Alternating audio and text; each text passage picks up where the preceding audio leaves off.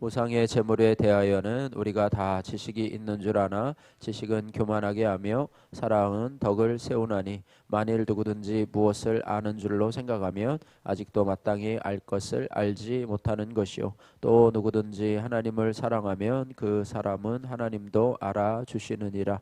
그러므로 우상의 제물을 먹는 일에 대하여는 우리가 우상은 세상에 아무것도 아니며 또한 하나님은 한 분밖에 없는 줄 아노라. 비록 하늘에나 땅에나 신이라 불리는 자가 있어 많은 신과 많은 주가 있으나 그러나 우리에게는 한 하나님 곧 아버지가 계시니 만물이 그에게서 났고 우리도 그를 위하여 있고 또한 한 주 예수 그리스도께서 계시니 만물이 그로 말미암고 우리도 그로 말미암아 있느니라. 그러나 이 지식은 모든 사람에게 있는 것은 아니므로 어떤 이들은 지금까지 우상에 대한 습관이 있어 우상의 제물로 알고 먹는 고로 그들의 양심이 약하여지고 더러워지느니라. 음식은 우리를 하나님 앞에 내세우지 못하나니 우리가 먹지 않는다고 해서 더 못 사는 것도 아니고 먹는다고 해서 더 잘 사는 것도 아니니라. 그런즉 너희의 자유가 믿음이 약한 자들에게 걸려 넘어지는 것이 되지 않도록 조심하라. 지식 있는 내가 우상의 집에 앉아 먹는 것을 누구든지 보면 그 믿음이 약한 자들의 양심이 담력을 얻어 우상의 제물을 먹게 되지 않겠느냐. 그러면 내 지식으로 그 믿음이 약한 자가 멸망하나니 그는 그리스도께서 위하여 죽으신 형제니라. 이같이 너희가 형제에게 죄를 지어 그 약한 양심을 상하게 하는 것이 곧 그리스도에게 죄를 짓는 것이니라. 그러므로 만일 음식이 내 형제를 실족하게 한다면 나는 영원히 고기를 먹지 아니하여 내 형제를 실족하지 않게 하리라. 아멘. 할렐루야. 오늘 본문 고린도전서 8장 1절로 13절 말씀을 중심으로 해서 지식을 넘어 사랑으로 라고 하는 제목으로 같이 은혜를 나누기를 원합니다. 사도 바울은요 오늘 본문 말씀을 통해서 우상의 제물을 먹을 수 있는지에 대해서 묻는 이 고린도 교회 성도들에게 우상의 제물에 대한 그런 바른 지식에 대해서 말씀을 해주고 있습니다. 그런데 이 바른 지식만을 말씀한 것이 아니라 그 지식의 바른 사용에 대해서도 말씀해 주고 있습니다. 다시 말해서 믿음이 연약한 사람들을 배려하지 않는 그런 교만한 지식은 우리가 가져야 할 참된 지식이 아니라는 것을 말씀해 주고 있는데요. 만일 우리가 참된 지식을 가졌다면 믿음은 연약한 사람들을 배려하는 사랑으로 사용하는 그런 지식이 되어야 합니다. 그래서 이런 사랑과 배려로 인해서 더욱 절제하고 또 더욱 조심하고 또 더욱 신중하게 처신을 해야 한다 이렇게 말씀하고 있습니다. 그러므로 인해서 이 교회 공동체 안에 있는 다른 연약한 지체들을 품어줄 수 있고 또 함께 세워져가는 그런 성숙한 성도가 되어야 된다 이렇게 말씀하고 있는데요. 사도 바울이 사역하던 그 당시에 이 수십 개의 이방 신정이 있던 우상의 도시였던 이 고린도에서는요. 시장에서 판매되는 대부분의 고기들이 우상에게 바쳐진 그런 제물이었다고 합니다.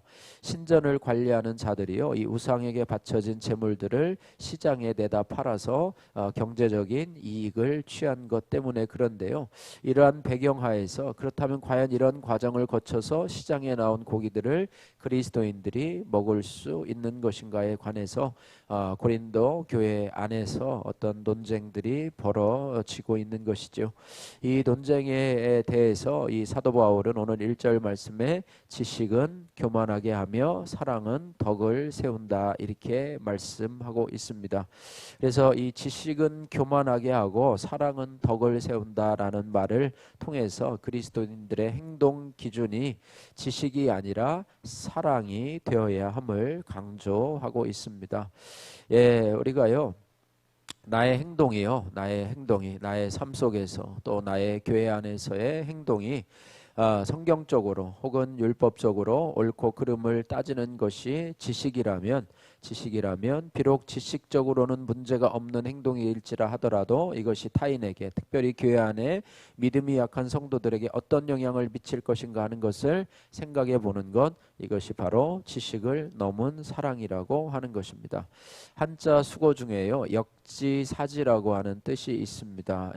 그런 말이 있는데요, 역지사지라고 하는 뜻은 뭐냐면 다른 사람의 처지에서 생각을 해보라는 것이죠. 입장을 바꿔놓고 생각을 해보고요, 내가 한 행동이 상대방에게 어떠한 영향력을 미칠 것인가, 특별히 믿음이 연약한 자들에게 어떤 영향력을 미칠 것인가, 또 내가 지식을 따라 지식을 따라 하는 행동일지라도 또 다른 사람이 어떻게 생각을 할 것인가, 이런 부분에 대해서도 한번 잠깐 생각을 해 보아야 된다고 하는 것이죠. 그래서 이 한자 수거는요, 무슨 일이든지 자기에게 이롭게 하거나 행동하는 것을 뜻하는, 그러니까 자기만을 생각하는 이 아전 인수와는 반대 방향에 있는 그런 수거라고 생각이 되고요. 다시 말하면 이 그리스도인들의 궁극적인 판단과 행동의 기준이 지식이 아니라 사랑이 되어야 함을 강조를 하고 있습니다. 지난 몇 년 동안에 코로나로 인해서 우리 기독교는 사회로부터 많은 질타와 때때로 이 부당한 비판을 받아왔습니다. 그러나 중요한 것은 그들의 비판이 예수님과 그 복음 자체에 대한 것이라기보다는 그것을 따르는 그리스도인들의 태도라는 점입니다. 그 태도 중에서 빠지지 않는 것이 뭐냐면 타인을 향한 혹은 전도 대상자를 향한 무례함, 복음을 전하는 데 있어서 무례하고 또 교만하고 독선적인 태도가 비난의 대상이라고 하는 거예요. 그래서 비난을 받는 것은 복음의 내용이 아니고 그 복음을 전달하는 사람들의 태도와 자세라고 하는 사실을 우리가 기억해야 할 것입니다. 우리는 다른 사람의 삶의 방식과 가치관 그리고 신념을 존중하는 것이 내가 지키려고 하는 믿음을 훼손시키는 것이 아님을 분명히 구분할 수 있어야 합니다. 열정적인 전도가요, 꼭 무례할 필요는 없지 않습니까? 또 열정적인 전도가 꼭 상대방을 무시하면서까지 열정적인 전도를 하지 않아도 된다고 하는 거예요. 상대방을 배려하지 않고요, 또 무례하게 행하며 또 상대방을 무시하고 자존심을 뭉개가면서 복음의 진정한 의미와 감동을 전달할 수 없다는 사실이죠. 예수님께서도요, 복음을 전하실 때 이방인조차에게도 그들을 무시하거나 무례하게 행하신 적이 없습니다. 주님은 그 당시에 사람 취급도 받지 못했던 이 사마리아 여인에게 복음을 전하실 때도요, 온유하고 겸손하며 또 그 여인의 아픈 과거를 조심스럽게 배려하면서도 자상하고 친절하게 그녀에게 복음을 전했던 것을 우리가 알고 있습니다. 우리가 타협할 수 없는 십자가의 복음을 전할 때에도 그 고귀한 가치에 상응하는 성숙한 태도가 필요하다는 것입니다. 사도 바울은요, 이 고린도 교인들이 우상의 제물에 대한 지식이 있다는 것을 인정하면서도 그들이 마땅히 알아야 하지만은 아직 알지 못하는 것이 무엇인가에 대해서 말씀을 해주고 있습니다. 이웃 사랑과 영혼 구원으로 나가지 않는 지식은요, 우리를 교만하게 만든다고 하는 거예요. 무엇을 안다고 생각해서 교회 공동체의 권면을 듣지 않고 질서에 순종하지 않는 자는 마땅히 알 것을 알지 못하는 자입니다. 벼는 익을수록 고개를 숙인다라는 말이 있는데요, 한자 수고로는 도숙 저두라고 이야기를 합니다. 이 말은요, 사람이 무엇을 더 하면 할수록 낮아지고 무엇을 더 알면 할수록 더 겸손해진다라고 하는 뜻이 되겠지요. 마찬가지로요, 우리가 성경 지식을 내가 배우면 배울수록 나의 무지를 깨닫는 것, 이것이 바로 벼는 익을수록 고개를 숙인다라는 말이죠. 또 말씀을 보면 볼수록 나의 죄를 그 속에서 바라보는 것, 이것이 바로 벼는 익을수록 고개를 숙인다는 그런 말입니다. 또한 나의 죄를 봄으로써 하나님을 더 사랑하고 의지하는 자가 바로 마땅히 알 것을 아는 자라라고 말씀을 드릴 수가 있습니다. 세상의 신과 우상의 제물은요, 성도들을 해치지 못합니다. 그러나 이런 지식을 가졌다고 해서 마음대로 우상의 제물을 함부로 먹어서는 안 됩니다. 것입니다. 하나님에 관한 지식과 우리의 자유보다 더 중요한 것은 하나님을 사랑하고 또 하나님이 지으신 지체를 또 교회 안에 형제를 사랑하는 것입니다. 믿음이 약한 자들이요, 나의 이러한 자유로 인해서 걸려 넘어지지 않도록 조심하는 것이야말로 가장 고상한 지식이고 풍성한 자유라고 하는 거예요. 지식이 있다고 해서 우상의 집에 앉아서 우상의 재물을 먹는다면 믿음이 약한 자들이 그것을 보고 우상의 재물을 자신들도 안심하고 먹게 됩니다. 그분들이 그렇게 생각하죠. 저분은 믿음이 좋은 분인데, 저분은 교회의 장로인데, 또 교회의 직분자들인데 저분도 저렇게 먹는데 나도 먹어도 되지라고 하면서 우상의 제물인 줄을 알고도 먹음으로 결국에는 그 믿음이 연약한 자들이 하나님을 떠나서 다시 우상에게로 간다고 생각해서 믿음에서 파선을 할 수도 있다고 하는 사실입니다. 이렇게 내 지식을 내세우고 내 자유를 주장해서 형제를 실족하게 하는 것은 그리스도에게 죄를 짓는 것입니다. 그래서 율법의 완성이 사랑이고요, 그죠? 지식의 완성이 사랑이기 때문에 그리스도인들의 궁극적인 행동의 기준이 바로 사랑이 되어야 된다라고 하는, 사랑 없는 지식은 잘못된 지식이고 또 교만에 이르게 한다라고 하는 거예요. 우리가 잘 알고 있는 이 사랑장, 고린도전서 13장 말씀, 마지막 13장 13절 말씀에는 이렇게 되어 있습니다. 그런즉 믿음, 소망, 사랑, 이 세 가지는 항상 있을 것인데 그 중에 제일은 사랑이라, 이렇게 말씀하고 있습니다. 지식은요, 믿음을 갖기 위해서 필요한 것이지만 지식만을 가지고는 믿음을 갖지 못합니다.